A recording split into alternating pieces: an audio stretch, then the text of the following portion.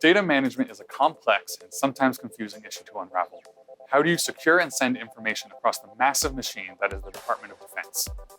Army Enterprise Cloud Management Agency Acting Director Greg Judge was on hand recently to talk to us about the topic and what the military cloud landscape will look like in the coming years. I'd like to just jump right into these questions. What does the future of military cloud look like? What is it comprised of? Where do we go from 2023 on? Yeah, that is the question, right? That all of the senior leaders in Army are facing today, right? So our secretary, let me take a step back. Our secretary, Secretary Wormuth, one of her strategic objectives really is to build a data-centric Army. So we start from there because data is really the important asset that we need in order to run the business, but also to execute warfighting efforts. So to that end, the cloud computing is that foundational capability that allows us not only to have on demand, all the abilities that are associated with the cloud, but allows us to share data across disparate platforms and disparate security domains. So the cloud is here to stay. The cloud is growing. It will be that warfighting and business platform. It's a business platform today. It is becoming more and more that warfighting platform, of tomorrow. So it will continue to grow. The Army is all in on cloud computing, and you will just see more and more capabilities delivered to the field, both from the enterprise and as well as the tactical arenas going forward. You mentioned JWCC, Joint Warfighting Cloud Capability. Mm-hmm. I'm curious how you or your team are coordinating with the Pentagon, because Pentagon officials have said it's not meant to override what the service is already doing. It's meant to complement or coexist. So could you maybe shed some light on that?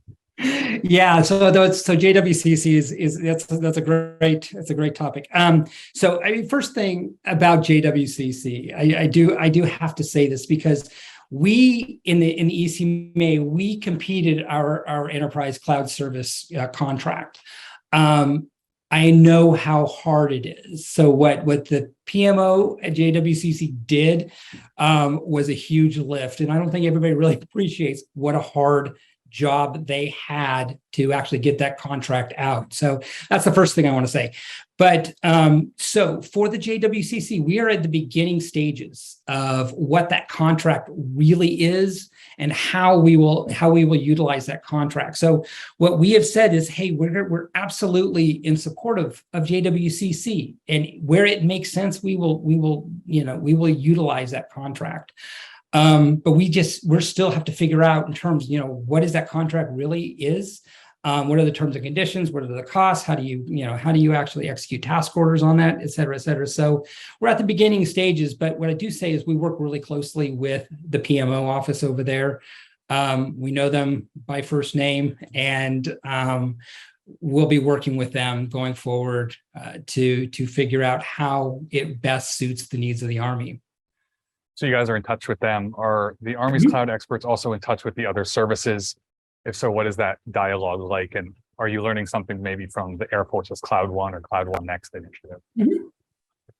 Yeah, as you know, Cloud One was, that was before Sea Army existed, right? So yeah, they were ahead of us when we began to have. So I would say that we are absolutely engaged with them. We meet with Air Force a lot.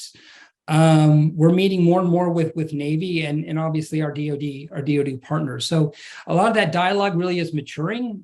We've shared a lot of lessons learned with each other. We talk about planning more and more with our sister services. But I think what the conversations are really beginning to turn on, not necessarily lessons learned anymore, but now how do we truly I'm going to say integrate, but not really integrate our platforms so that we can actually make this thing called JADC2 actually a reality, so we can share Army data with Air Force and Navy and vice versa, right? So those conversations are not only ensuing, but they really are maturing going forward. So I think you will see, I predict in the future that we will have pretty tight integration with our Navy and Air Force counterparts in their cloud infrastructures.